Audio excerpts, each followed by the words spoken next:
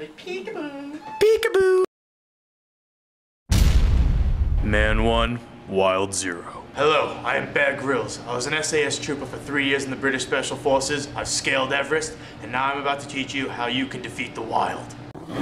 I've outlasted the Sahara, I've defeated the Arctic Circle, and I've conquered the Amazon. Now I'm about to take on a new challenge, the rugged Southern California desert. I have just stepped out of my ride. Now we are about to unveil into the abyss. I have no idea what this is going to be like. The tundra is unforgiving and the terrain is impeccably tough.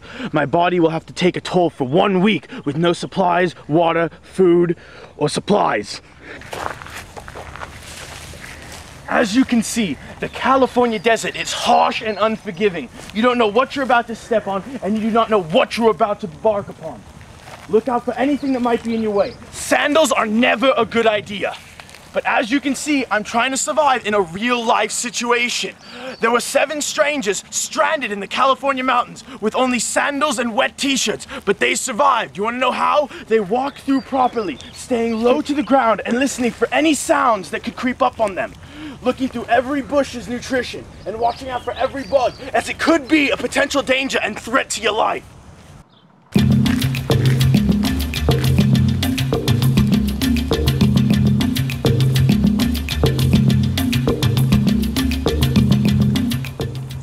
Check this out, come here. Come closer. I have just found a rare sample of dingo dung. Now what this means is that there's dingoes in the area. From what I feel, it feels like it's a day fresh, which means they are close to this area. We're gonna have to start scouting for dingo prints. Let's keep going. Yeah.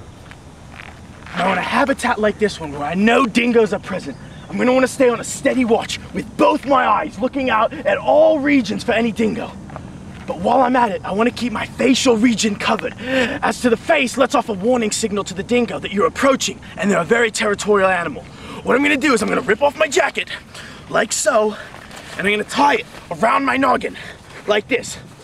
Now note, this is very good if you don't have any UV protection like sunblock to wipe on your face. The sun can get extremely hot in these conditions. So you want to be careful as to how much sun you're being exposed to every day that you're not rescued. Now this constrictor knot that I'm tying is very complicated, so pay attention. It's one crossover and a throwback. So come closer, let's walk. You're looking out for dingo trails.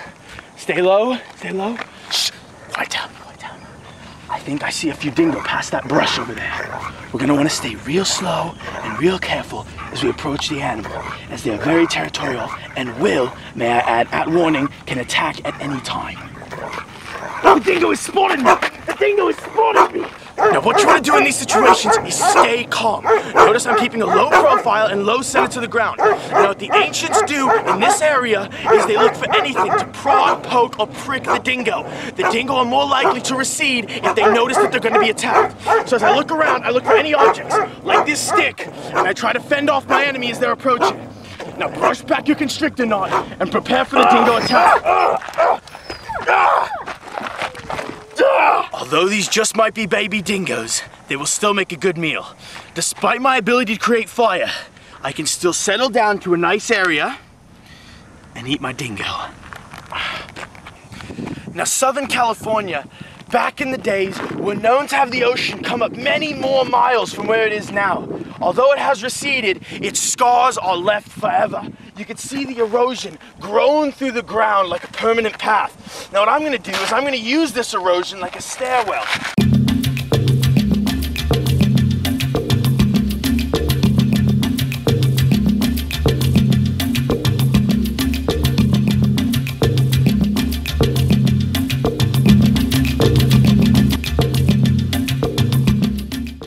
As I descend down the steep cliffs, I look out for any rocks. But as I approach, I move to a more flat and level ground.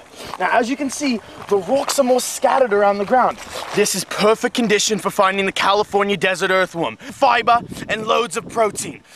Now, although I have already snacked on the dingo, I will be looking for more fiber as my diet needs to stay up while I'm out in the wild. Come here, come closer. Under this rock, I am most likely to find a desert earthworm. Now be careful. The red color is an indication that it is poisonous and it will bite back. Desert earthworm has 24 sets of teeth, and you want to be careful when approaching, for its poisonous venom oozes out of the top layer of its epidermis. What I'm going to do is I'm going to grab it by the green, bite off the end section, which is poisonous, and eat the rest. Now, as I proceed, I'm going to have to swallow down the guts and the goo, which tastes more or less like a clam.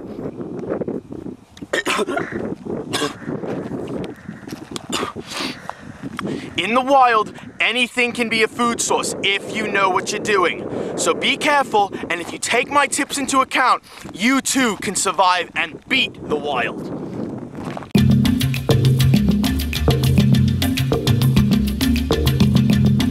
As the sun dims down in Southern California, I have two primary goals. One, protecting the back of my neck from those precious UV rays that can harm you. And two, finding a good shelter. The nights here can get brutally cold, even though the days are very, very hot. Now what I'm gonna do is I'm gonna look for anything, absolutely anything that I could use to build a shelter. Pieces of wood, brush, or sand. Come on. Now come here. When you're out in the wild, you wanna watch out for things like snake holes. Come over here. Southern California rattlers can be incredibly dangerous this time of year as it is near to their breeding time. The mothers will get very territorial, and as you see here, if you built your shelter on top of this, the little buggers will just pop out and get you. So what you don't want to do is be sitting your bum on top of this. Come on and follow me. Any piece of wood will make a great fire starter or help your shelter. Pieces like this will help make a great shelter. Now come here. What we want to do is unbox the wood. I'm going to build my shelter.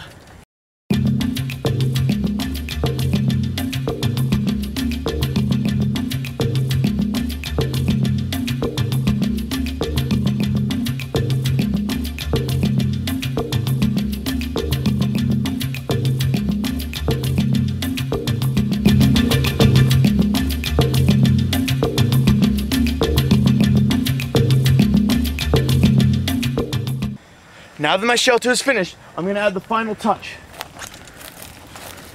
This will provide me with a barrier from anything that can attack, such as mosquitoes or larvae or bug.